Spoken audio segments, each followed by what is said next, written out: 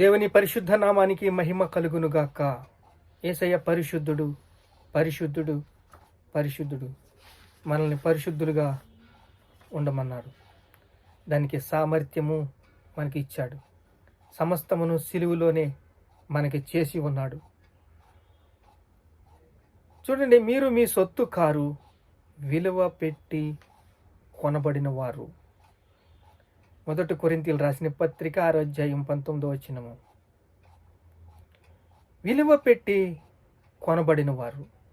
చాలా విలువ పెట్టి మిమ్మల్ని కొన్నాడు కాబట్టి 57వ అధ్యాయం 15వ వచనం యెషయా గ్రంథం చూస్తే, మహాగణుడును మహోన్నతుడును పరిశుద్ధుడును నిత్య నివాసి అయిన వాడు ఇలాగ సెలవిచ్చుచున్నాడు, నేను మహోన్నతమైన పరిశుద్ధ స్థలములో నివసించువాడును. మహోన్నతమైన పరిశుద్ధ స్థలములో నివసించువాడును.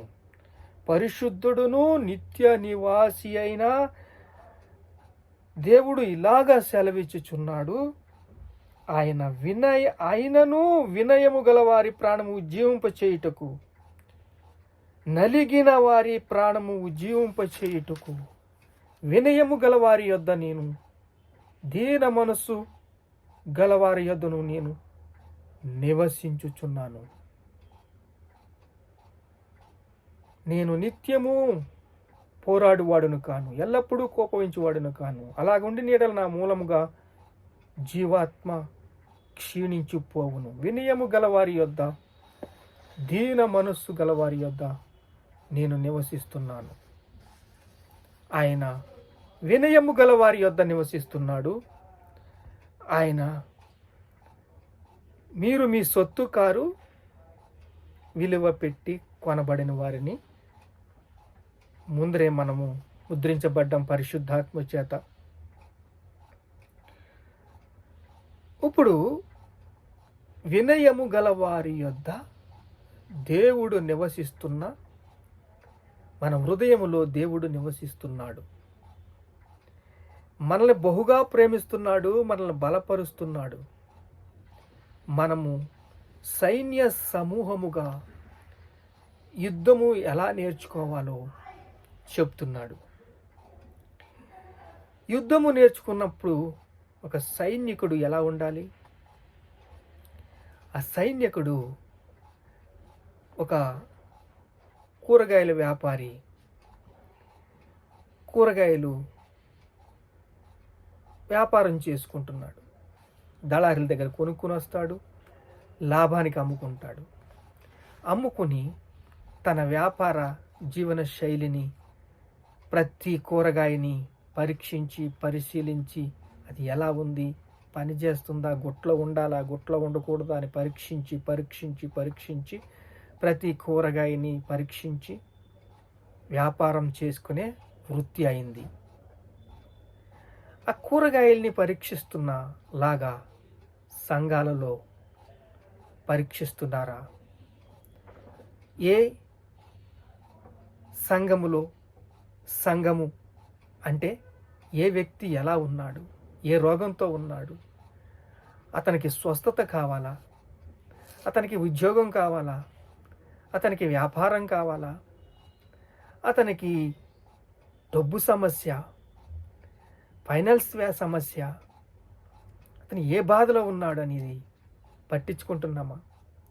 ఒక కూరగాయల వ్యాపారే పట్టించుకుంటున్నప్పుడు సంఘాన్ని గురించి, ఆ యొక్క కూరగాయ కుళ్ళిపోతున్నప్పుడు దాన్ని తీసి పాడేస్తున్నాము, కానీ దానికి ముందుగానే వాటిని పరీక్షించి, ఒక వ్యాపారి ఎలాగ పరీక్షిస్తున్నాడో అలా పరీక్షిస్తున్నామా?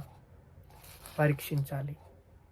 అలా పరీక్షించి వాళ్ళ గురించి ప్రార్థన చేసి విడుదల పొందుకుని దేవుని రాజ్యాన్ని నిలబెట్టాలి. మొదట నా నీతిని, నా రాజ్యాన్ని వెతకండి అన్నాడు. ఆయన నీతిని వెతికినప్పుడు, ఆయన రాజ్యాన్ని వెతికినప్పుడు, అంటే మనము ఏమి చెప్తున్నాము, ఏమి ఫలిస్తున్నాము, వాళ్ళు ఏమి వింటున్నారు. ఇప్పుడు జబ్బు పట్టిన గొర్రె ఉంటుంది, స్వస్థత కావాలి. రక్షణ కావలసిన గొర్రె ఉంటుంది. అంటే గొర్రెలు, కూరగాయలు ఇవన్నీ కూడా సంఘానికి సాదృశ్యం.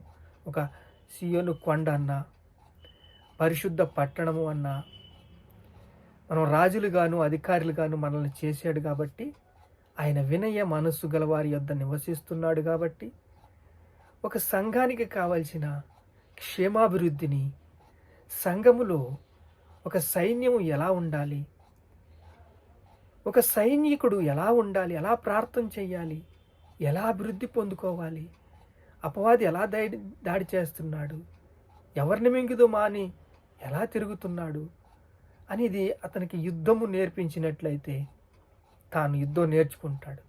ప్రార్థన నేర్పించాడు యేసయ్య ఎవరికి? శిష్యులకి. ప్రార్థన చేయండి అయ్యా అని ప్రార్థన నేర్పించినప్పుడు ప్రార్థన నేర్చుకోలే, ఏదో కూడా ఉంటున్నట్టుగా ఉన్నారంతే. తర్వాత యేసయ్య తిరిగి జన్మించిన తర్వాత, పునరుత్థానుడైన తర్వాత వాళ్ళకి కనపడి మరలా వాళ్ళకి ఒక విశ్వాసాన్ని పెంపొందించి, ఎప్పుడు పెంతుకోస్తూ దినాన మనుషులందరి మీద నా ఆత్మను కుమ్మరిస్తానని చెప్పిన దినాన వాళ్ళు కళ్ళు తెరవబడ్డాయి. ఇప్పుడు పౌలుకి కూడా ఇలాగే ట్రైనింగ్ ఇచ్చి, గమలీయేలు, అననీయ వచ్చి ట్రైనింగ్ ఇచ్చి చెప్పి, ఇదంతా కూడా ఒక యుద్ధానికి మేము పోరాడుచున్నది ఆకాశ దురాత్మ సమూహములతోనూ, లోకనాథులతోనూ, ప్రధానులతోనూ, అధికారులతోనూ. ఈరోజు ఎంతో అవసరం ఉంది. ఒక సైనికుడు, ఒక రాజు, అది ఒక యాజకుడిగా చేశాడంతే. అందరూ సమానమే. క్రీస్తు ప్రభువు అంటే అందరూ సమానమే. ఒక కన్యేమో రాజులుగాను, ఒక కన్యేమో యాజకులుగాను చేశాడు. వారిని పురిగొల్పాలి. వారు సంఘము అభివృద్ధి చెందాలి. ఒక ఎమ్మెల్యే అవ్వాలి, ఒక ఎంపీ అవ్వాలి, ఒక రాజులుగాను యాజకులుగాను వారు ఉండాలి. అంటే క్రీస్తుకి అధికారం ఉన్నది, క్రీస్తు ప్రభువులో అధికారం ఉన్నది. ఆ అధికారాన్ని వాడుకోవాలంటే జయించాలంటే యేసుక్రీస్తుని అంటబెట్టుకుని ఉండాలి. యేసుక్రీస్తుని వాక్యాన్ని నమ్మాలి. యేసుక్రీస్తులాగా జీవించాలి. యేసుక్రీస్తులాగా రూపాంతరము చెందాలి. జయించండి అన్నాడు. జయించండి అంటే వాళ్ళకి నేర్పించింది ఏది? సువార్త చెప్పింది ఏది? వాక్యం చెప్పింది ఏది? ఎప్పుడు చూసినా నువ్వు పాపం చేస్తున్నావు, నువ్వు మారో, నువ్వు బతుకు మారదో, నా జీవితం మారదో, ఏనా? ఎప్పుడు కూడా వాళ్ళని ప్రేమించినట్లయితే కూరగాయలను పరీక్షించినట్లు పరీక్షించు. నీవు సొత్తు కాదు, విలువ పెట్టుకొనవాడివి, వినయము గలవారి యొద్ద నివసిస్తున్నవాడు. ఆయన ఎవరో తెలుసా? మహోన్నతుడు, మహాగణుడు. చూడండి, వినయము గలవారి యొద్దను, దీన మనస్సు గలవారి యొద్దను నివసించేవాడు.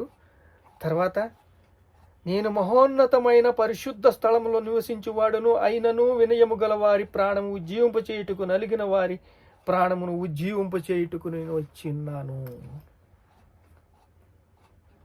దేవుడు కోపం వచ్చిందంటే ఆగదండి. చాలా కోపం అయినా, పాత నిబంధనలో ఆయన కోపం, ఉగ్రత ఉంది. ఎందుకంటే మనం ఏమి నేర్పిస్తున్నాం, ప్రజలు ఏమి వింటున్నారు, వాక్యం ఏమి వింటున్నారు, సంఘం ఏమి వింటుంది. సంఘంలో ఉజ్జీవం కావాలి, నలిగిన వారికి ఉజ్జీవం కావాలి. వారికి నేర్పించాలి. వారు ఆత్మల రక్షణ కోసం, వారికి ఆరోగ్య స్థితి కోసం, దుష్టుడు ఎలాగా మోసం చేస్తున్నాడు, దుష్టుడు అగ్నిబాణాలు ఎలా ఉంటాయి, దుష్టుడు ఎలా ఒక రూట్ని చేంజ్ చేస్తున్నాడు, అవన్నీ కూడా మేము పోరాడుచున్నది ఆకాశ దురాత్మ సమూహములు. దానియేలు మిఖాయేలుతో యుద్ధం చేసినప్పుడు దానియేలు ప్రార్థన చేస్తున్నాడు, మిఖాయేలు యుద్ధం చేస్తున్నాడు. మికాయేల్ దూత. ఎవరితోని? సైతాను సైన్యముతో. సైతాను సైన్యం ఎక్కడుంది? వాడు లోకములో ఎక్కడ కాలితే అక్కడ స్థావరాల్ని, ప్రభుత్వాల్ని అన్నీ కట్టుకుని చాలా భయంకరమైన స్థావరాలు స్థాపించుకున్నాడు. యుద్ధం చేయండి, గెలవండి, శత్రు బలమంతటి మీద మీకు అధికారం ఇచ్చానని దేవుడు చెప్పాడు. ప్రార్థన చేసుకుందాం. మహాపరిశుద్ధుడైన తండ్రి, యేసయ్య మీకు స్తోత్రాలు, స్తోత్రాలు, స్తోత్రాలు, స్తోత్రాలు. ఉన్నతమైన ఉద్దేశాలతో నాయనా యేసయ్య మీకు స్తోత్రాలయ్యా. ఉన్నతమైన ఉద్దేశాలు, పక్షిరాజు వలె గొప్ప గొప్ప అవకాశాలు మాకు కావాలి అంటే మేము యుద్ధం చేయాలి. సైనికుడు యుద్ధము చేయాలి. సైనికుడు షోల్జర్లా ధైర్యంగా ఉండాలి. అయా స్తోత్రాలయ్యా. కృపిచ్చావు తండ్రి, ప్రేమనిచ్చావు, దయచ్చావు తండ్రి. స్తోత్రాలు, స్తోత్రాలు. ఘనత, మహిమ, ప్రభావాలు మీకే చెల్లిస్తున్నావు తండ్రి. ఆమేన్.